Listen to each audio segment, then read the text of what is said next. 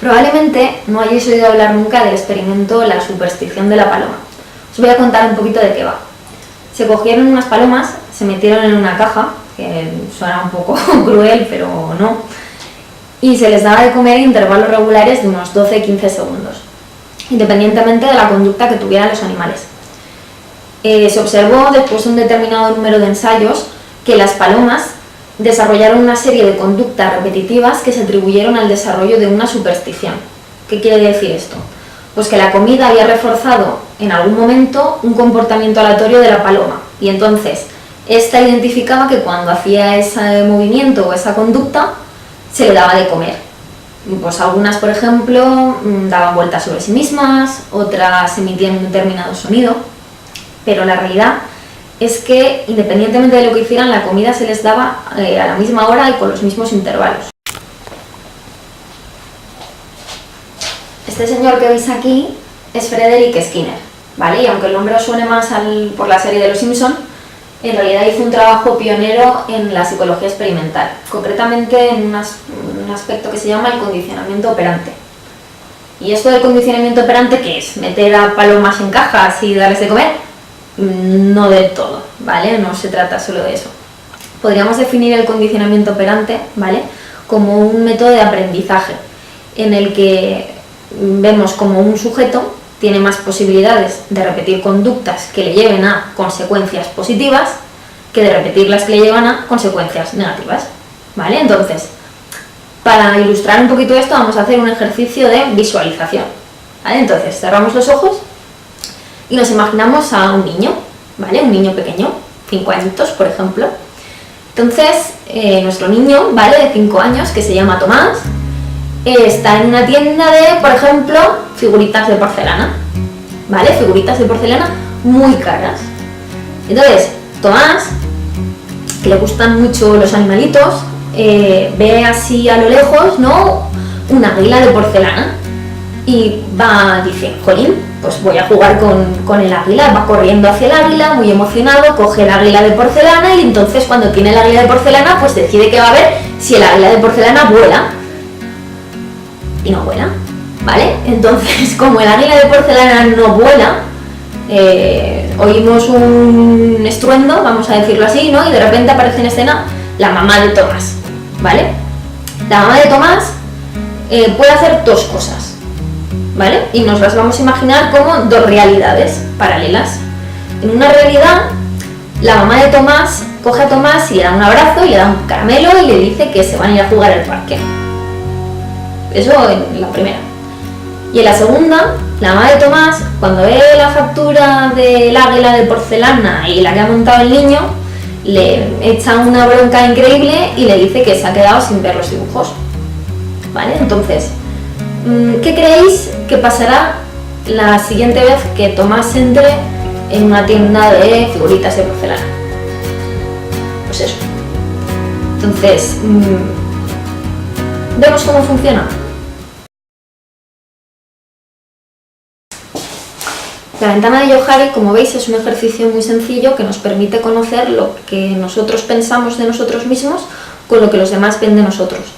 Para ello se realiza una plantilla, una cuadrícula, como esta que veis ahí, y se nos pide que rellenemos los huecos vacíos. Y luego un amigo nuestro, alguien que nos conozca, rellena los otros huecos, o un conocido, por ejemplo, ¿vale? De tal manera que quedan 4 áreas delimitadas. Por un lado tendríamos el área pública, en el que confluyen lo que yo sé de mí y los demás perciben. Por otro lado tendríamos la perspectiva oculta, en la que estaría lo que yo sé de mí misma pero los demás no conocen. Tendríamos luego el área ciega, en el que los demás tienen una perspectiva de mí que yo no conozco. Y por último el área desconocida, ¿vale?, en el que está lo que yo no sé de mí misma y los demás tampoco perciben de mí, no se imaginarían que yo pudiera ser o hacer. Esto, aplicado al mundo de la empresa, ofrece unas posibilidades infinitas. Para una empresa, conocer lo que los demás, su público, los clientes, piensan de ella es básico. E incluso también lo que no conocen. Es decir, la imagen que ofrece a los demás.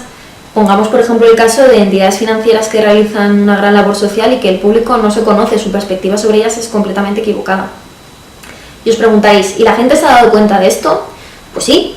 Hay gente que sí que se ha dado cuenta, ¿vale? Y es gente que sobre todo pertenece a un sector tradicionalmente muy avispado, ¿no? Que son los publicistas.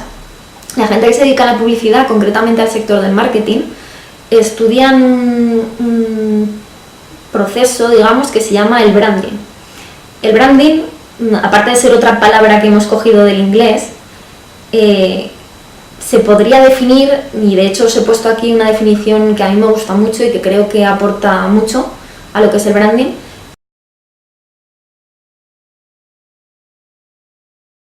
que podríamos definirlo como tomar cada oportunidad para averiguar lo que la gente piensa de nuestra empresa y por qué nos elige a nosotros en vez de elegir a nuestro competidor.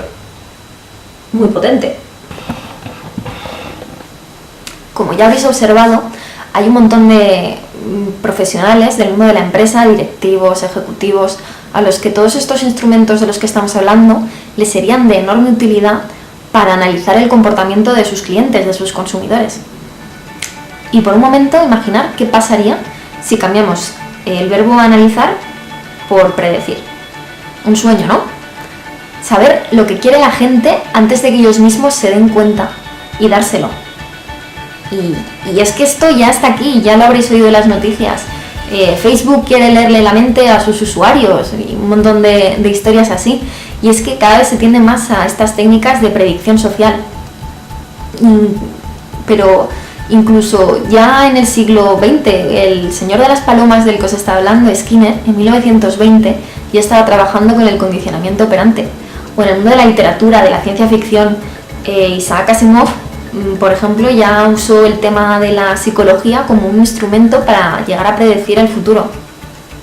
Las herramientas son infinitas, las posibilidades son infinitas, que hay un montón de instrumentos de la psicología tradicional que se le pueden prestar al mundo de la empresa.